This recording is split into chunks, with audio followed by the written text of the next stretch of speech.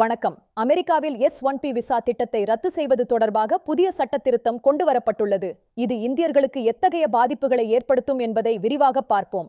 அமெரிக்க நாடாளுமன்றத்தில் S-1P visa திட்டத்தை 2027 ஆம் ஆண்டுக்குள் முற்றிலும் முடிவுக்கு கொண்டு வருவதற்கான மசோதா தாக்கல் செய்யப்பட்டுள்ளது. இது உலகளாவிய ஐடி துறையில் பெரும் மாற்றத்தை ஏற்படுத்தும்.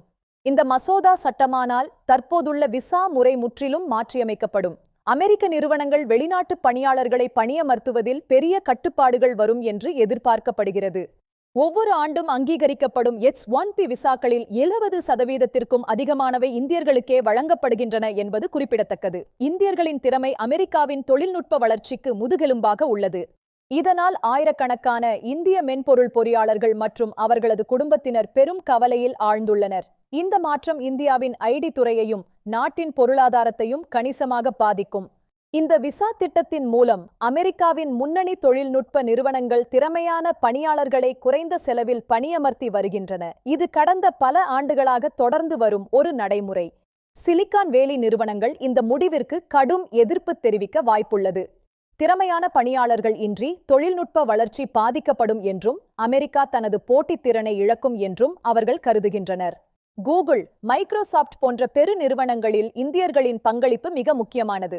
S-1P விசா இல்லையென்றால் இந்த நிறுவனங்களின் செயல்பாடுகள் முடங்கக்கூடும் என அஞ்சப்படுகிறது.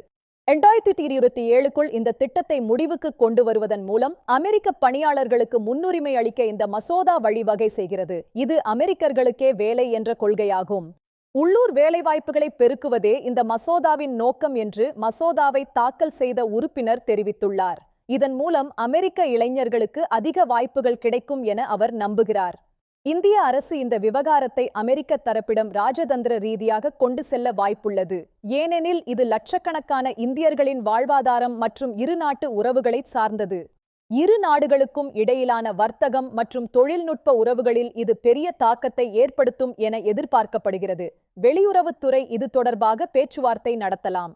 S-1P விசாவுக்கு பதிலாக வேறு என்ன மாற்றுகள் வரக்கூடும் என்பது குறித்து இன்னும் தெளிவான தகவல்கள் வெளியாகவில்லை. O-1 அல்லது L-1 போன்ற பிற விசா பிரிவுகள் குறித்து நிபுணர்கள் விவாதித்து வருகின்றனர். தற்போது அமெரிக்காவில் இருக்கும் இந்தியர்கள் தங்கள் எதிர்காலம் குறித்து பெரும் நிச்சயமற்ற நிலையில் உள்ளனர். விசா காலாவதியாகும் நிலையில் உள்ளவர்கள் தங்கள் அடுத்த கட்ட நகர்வை யோசித்து வருகின்றனர். S-1P விசா வைத்திருப்பவர்கள் அமெரிக்க பொருளாதாரத்திற்கு ஆண்டுதோறும் பில்லியன் கணக்கான டாலர்களை வரியாக பங்களிக்கின்றனர். அவர்களின் பங்களிப்பை புறக்கணிப்பது அமெரிக்காவிற்கு சவாலாக அமையும். இவர்கள் செலுத்தும் வரி மற்றும் இவர்களின் கண்டுபிடிப்புகள் அமெரிக்காவின் வளர்ச்சிக்கு மிக முக்கியம். அமெரிக்காவின் முன்னணி காப்புரிமை விண்ணப்பங்களில் பெரும் பகுதி இவர்களுடையது என்பது குறிப்பிடத்தக்கது. அமெரிக்காவில் உயர்கல்வி பயிலும் இந்திய மாணவர்களிடையே இது ஒருவித அச்சத்தை ஏற்படுத்தியுள்ளது. படிப்பு முடிந்த பின் அங்கேயே பணிபுரியும் வாய்ப்பு பறிபோகும் என்ற கவலையில் மாணவர்கள் உள்ளனர். இந்த மசோதா சட்டமானால் உயர்கல்விக்காக அமெரிக்கா செல்லும் மாணவர்களின் எண்ணிக்கை குறையக்கூடும். மாணவர்கள் மற்ற நாடுகளை தேடிச் செல்லத் தொடங்கலாம். இந்தியாவின் நாஸ்காம் போன்ற தொழில்நுட்ப அமைப்புகள் இந்த மசோதாவை கூர்ந்து கவனித்து வருகின்றன. அமெரிக்க தொழில் நிறுவனங்களுடன் இணைந்து இதற்கு எதிராக தர்க்கங்களை முன்வைக்க அவை திட்டமிட்டுள்ளன. அமெரிக்க தொழில் நிறுவனங்கள் தங்கள் எதிர்ப்பை பதிவு செய்யத் தொடங்கியுள்ளன. அவர்கள் வாஷிங்டனில் உள்ள செல்வாக்கு மிக்க நபர்களுடன் இது குறித்து பேசி வருகின்றனர். நிலைமை தீவிரமடைந்து வருகிறது. கடந்த காலங்களிலும் இதுபோன்ற விசா கட்டுப்பாடுகள் கொண்டுவரப்பட்டாலும் இந்த முறை ரத்து செய்வதே குறிக்கோளாக இருப்பது அதிர்ச்சியை ஏற்படுத்தியுள்ளது. ட்ரம்ப் ஆட்சியின் போதும் பல தடைகள் வந்தன. முன்பு கட்டுப்பாடுகள் மட்டுமே விதிக்கப்பட்டன. ஆனால் இப்போது நிலைமை இன்னும் தீவிரமாக உள்ளது. இது ஒரு நிரந்தர மாற்றத்தை நோக்கிய நகர்வாக இருக்கலாம் என நிபுணர்கள் அஞ்சுகின்றனர். இந்திய ஐடி நிறுவனங்கள் மாற்றுத் திட்டங்களை தயார் செய்கின்றன. தற்போது இந்த மசோதா தொடக்க நிலையில்தான் உள்ளது. இது சட்டமாக மாற நீண்ட காலம் எடுக்கும். அதுவரை அதிகாரப்பூர்வ அறிவிப்புகள் வரும் வரை காத்திருக்க வேண்டும். வதந்திகளை பரப்ப வேண்டாம் என்று கேட்டுக்கொள்கிறோம். உண்மைச் செய்திகளை உடனுக்குடன் தெரிந்து கொள்ள எங்களது சேனலை தொடர்ந்து பாருங்கள். இந்த வீடியோவை உங்கள் நண்பர்களுடன் பகிர்ந்து விழிப்புணர்வை ஏற்படுத்துங்கள். நன்றி, வணக்கம்.